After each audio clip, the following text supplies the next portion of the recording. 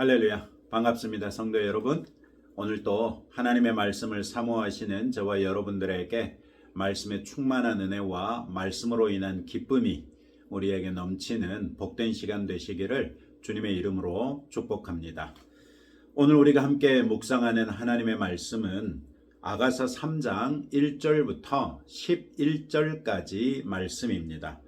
오늘의 노래에서 여인은 꿈속에서 연인을 찾아 헤매다가 만나고 현실에서는 그토록 사랑하던 솔로몬 왕과 결혼에 성공하는 것을 볼 수 있습니다.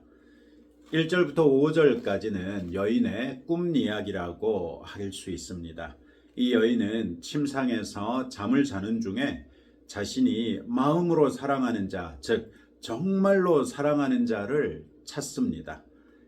1장, 2장에서 이 여인과 남자가 서로를 얼마나 애틋하게 사랑하는지를 봐온 우리는 이 여인이 결혼을 승낙한 다음에 불안해 악몽을 꾼 것을 알 수 있습니다. 누가 그렇지 않겠습니까? 수많은 여인들이 흠모하는 남자를 남편으로 맞이하게 돼 기쁘기 한량없겠지만 정말로 그의 아내가 되기까지는 행복이 큰 만큼 불안감 역시 머리를 들지 않겠습니까? 그것이 마침내 이 여인에게는 악몽이 된 것이지요. 아니나 다를까 이 여인은 자기가 영혼을 다해 사랑하는 남자를 찾을 수 없었습니다. 이에 여인은 그저 기다리지 않고 한밤중임에도 불구하고 과감하게 사랑하는 사람을 찾아 나섭니다. 거리에서도 큰 길에서도 사랑하는 사람을 찾을 수 없었습니다. 마침 성 안을 순찰하는 사람들을 만나 자기의 예인을 본 적 있느냐고 물었으나 시원한 답을 들을 수 없었습니다. 마침 그렇게 순찰대와 헤어진 지 얼마 되지 않아서 애인을 만납니다. 그녀는 다시는 그를 놓치지 않겠다는 듯 그를 붙잡고 자기 어머니의 집, 자기를 잉태한 이의 방, 바로 그곳으로 데리고 갈 때까지 그를 놓지 않습니다. 어머니의 집 혹은 어머니의 방은 유대인의 풍습에서는 신방의 역할을 했습니다. 아브라함의 종 엘리에셀이 이삭을 위하여 아내 리브가를 데리고 남방에 있는 이삭에게로 왔을 때 이삭은 리브가를 그의 어머니 사라의 방으로 들이지요. 오늘의 아가서에서는 여인이 결혼하여 그를 자기의 남편이 될 때까지 다시는 놓지 않겠다는 그만큼 그를 향한 깊은 사랑을 표현하는 것으로 볼 수 있겠습니다. 놀라운 것은 5절에서 이 여인이 다시 한번 예루살렘 딸들아, 내가 노루와 들사슴을 두고 너희에게 부탁한다. 사랑하는 자가 원하기 전에는 흔들지 말고 깨우지 말지니라. 이렇게 2장 7절에서 했던 당부를 반복한다는 것입니다. 이 두 구절은 히브리어로 보면 정확하게 똑같습니다. 점 하나 다르지 않습니다. 그런데 개역 개정 성경은 이 두 구절을 미묘하게 다르게 번역했습니다.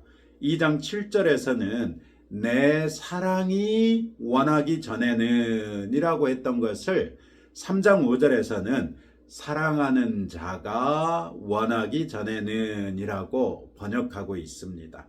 그런데 2장 7절의 히브리어에는 내 사랑에 내가 없습니다.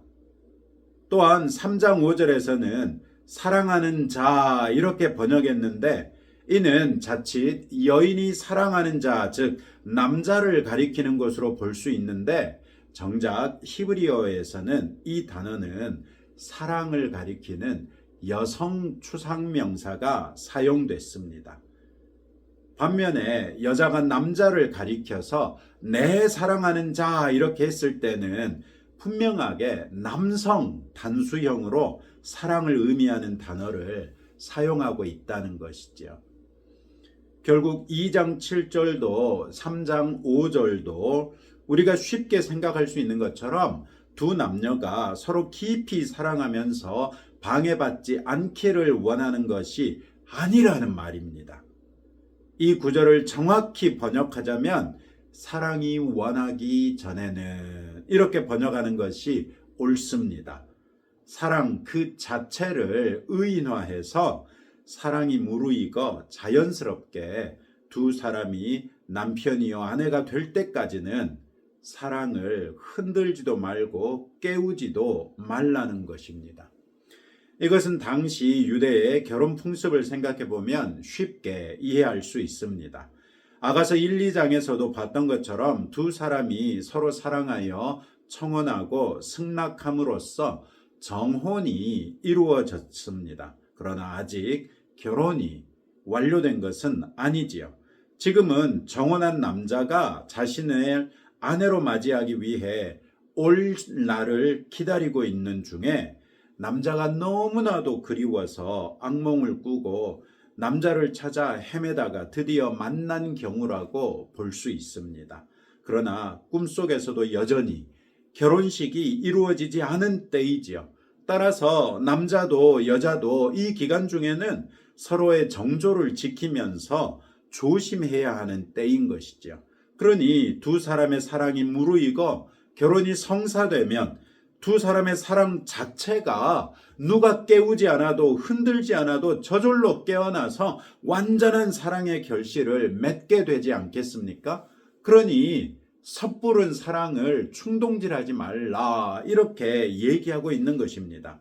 놀랍게도 여인은 꿈속에서도 잃어버렸던 사랑을 찾았으나 그 사랑을 즉각 취하지 아니하고 결혼식 때까지 정숙한 여인으로서 자신을 지키고자 하는 모습을 보여주고 있는 것이죠. 우리 그리스도인은 다 같이 주의 몸된 교회의 지체입니다. 교회는 그리스도의 신부이죠. 예수님은 지상 사역으로 인해 마치 정혼과 같은 상태에 있는 것이 현재 교회의 상태라고 할 수 있습니다. 교회와 교회에 지체된 성도 한 사람 한 사람은 영원한 신랑 되신 예수님이 다시 오셔서 교회를 그분의 영원한 신부로 맞아들이는 어린 양의 혼인잔치를 기다리고 있는 것이죠. 그리고 오늘의 여인을 통해 주님 앞에 순결한 신부로 서기 위해서 교회는 마땅히 정결을 지켜야 한다는 것을 배울 수 있습니다. 구약시대에 북왕국 이스라엘을 향한 하나님의 책망은 일관되게 그들이 베델과 단에 금송아지를 세우고 그것을 가리켜 여호와라고 하며 숭배했다는 것입니다. 하나님께서는 이것을 가리켜 음란하게 섬겼다고 하시면서 가증스럽게 여기시지요. 오늘날 교회와 성도가 그리스도의 신부로서 무엇보다도 힘써야 할 것은 바로 순결을 지키는 것이 아닐까요? 신랑 되신 주님이 다시 오실 그날까지 우리는 성경에 비추어 온전하고 순전한 믿음으로써 예수 그리스도를 영접하고 믿어야 한다는 것입니다. 다른 어떤 이단 사상에도 오염되지 않고 다른 어떤 세상의 현세적인 욕심에도 오염되지 않고 다른 어떤 세상의 지혜나 지식과도 타협하지 않고 오직 성경을 통해 계시하신 그대로 여호와 하나님 바로 그 성경의 하나님을 신봉하고 그의 아들이자 우리의 영원하신 신랑이신 예수님 성경의 예수 그리스도를 그대로 믿으면서 주님 다시 오시는 그날까지 그리스도의 영이신 성령님을 통해 주님과 깊이 교제하며 우리의 순결한 사랑을 더욱 온전하게 세워나가는 것이야말로 주님의 신부된 우리에게 우리의 신랑 되신 예수님이 기대하시는 것 아니겠습니까? 그리고 오늘의 성경에서 이 여인의 태도를 통하여 우리가 어떻게 하면 그런 사랑을 순결하게 지킬 수 있는가를 알 수 있는데 이 여인은 오늘의 성경에서 이 남자를 가리켜 마음에 사랑하는 자 이렇게 말하고 있습니다. 이 마음이라는 것은 영혼이지요. 그래서 영혼을 다하여 사랑하는 자, 즉 마음을 다하고 뜻을 다하고 성품을 다하고 힘을 다해서 오직 예수 그리스도만을 사랑하는 것을 말하는 것입니다. 바로 그 사랑으로서야 비로소 우리는 순결한 사랑으로 우리 예수님을 기다릴 수 있을 것입니다. 오늘 그리스도의 신부로서의 교회와 성도로서의 우리를 스스로 점검해 보지 않으시겠습니까? 내 신앙을 오염시키고 있는 세속적인 그 무엇이라도, 비성경적이고 반성경적인 그 무엇이라도 발견하는 즉시 회개하고 그것을 버릴 수 있는 성도가 되십시다. 그리고 그것으로써 내 영혼을 다하여 내가 예수 그리스도 그분 한 분만을 사랑한다는 것을 증명해 보이십시다. 그 순전한 사랑으로 오직 주님만을 더욱 간절하게 소망하십시다. 마치 이 여인이 한밤중에도 찾아 나설 수밖에 없었던 것과 같은 간절한 마음으로 주님을 찾으십시다. 오직 주님만 찾으십시다. 6절부터 11절은 드디어 여인이 기다리고 기다리던 신랑된 솔로몬 왕이 당당한 위용으로 아내를 맞이하러 온 것을 묘사합니다.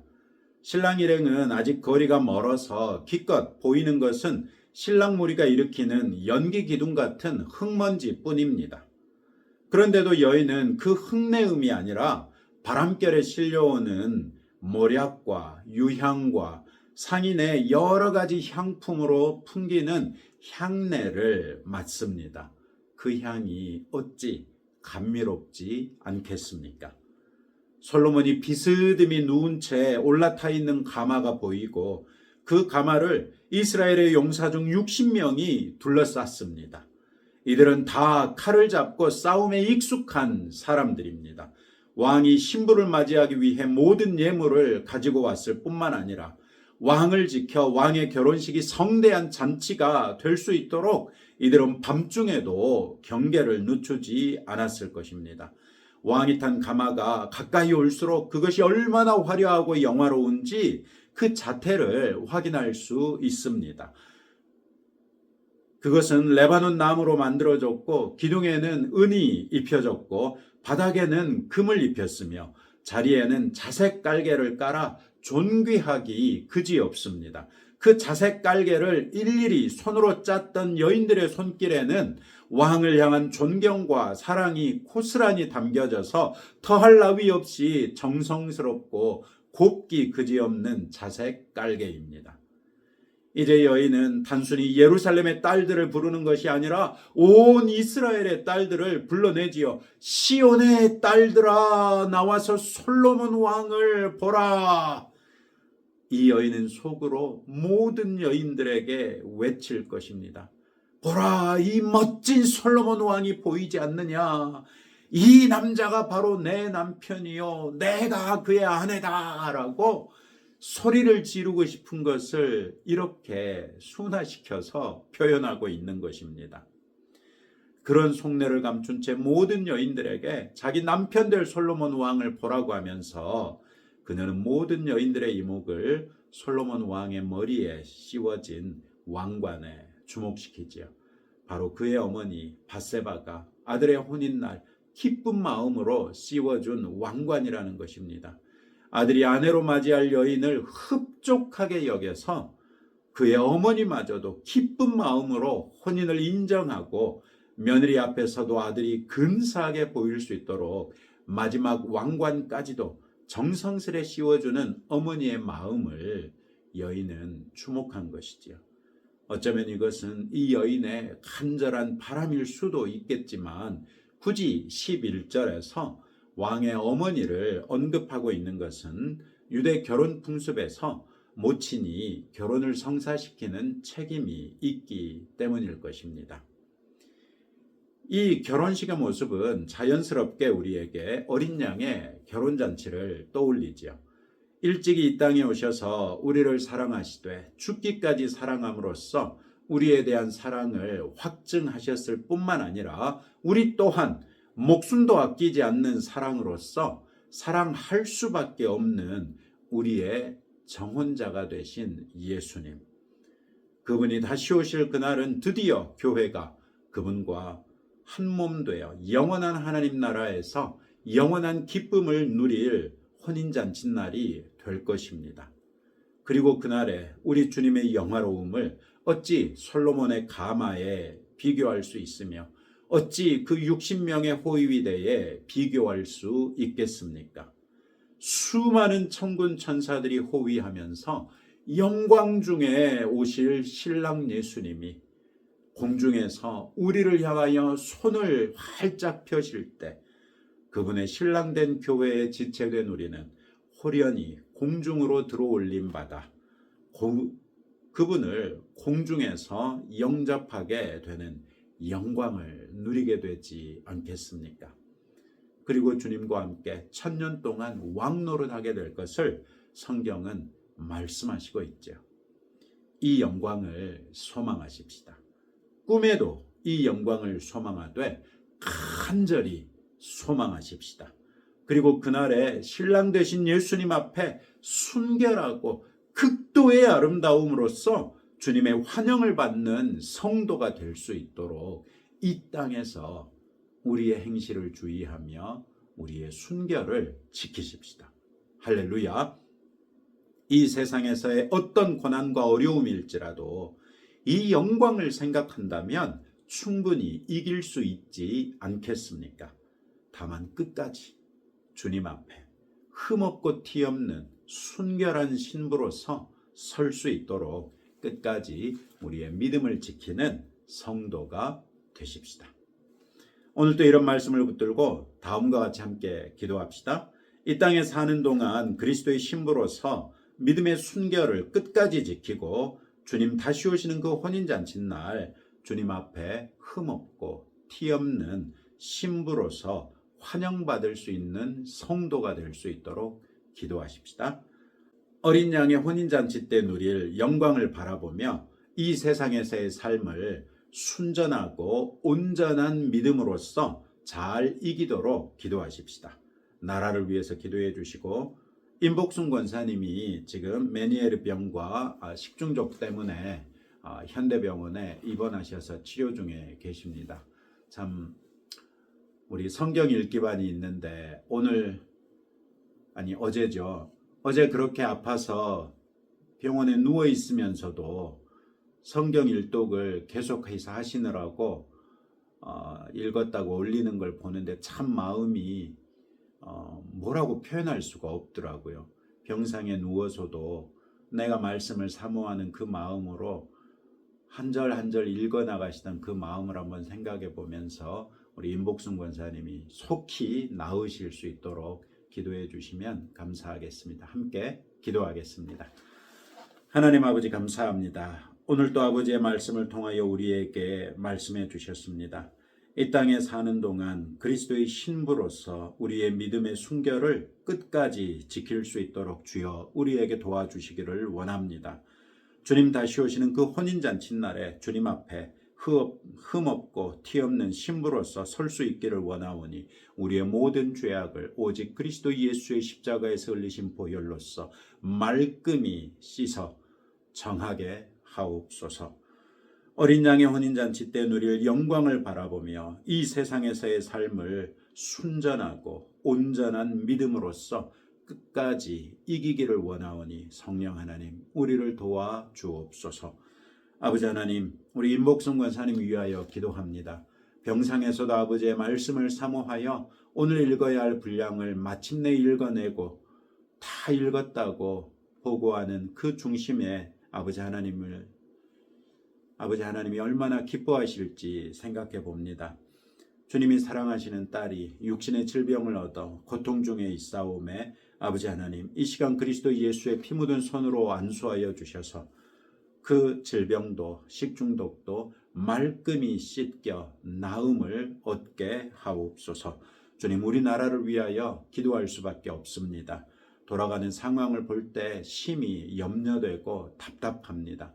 그럼에도 불구하고 우리가 오직 그리스도 예수의 이름으로써 하나님 앞에 기도함으로 하나님의 뜻이 이루어지고 하나님의 공의가 우리나라에 이루어지기를 간절히 소망하게 하옵소서. 주님 우리나라를 불쌍히 여겨주시고 이 나라가 과연 주님의 은혜를 받을 만한 나라가 될 수 있도록 우리를 회복시켜 주시고 우리에게 긍휼과 자비를 더하여 주옵소서. 예수님 이름으로 기도합니다. 아멘.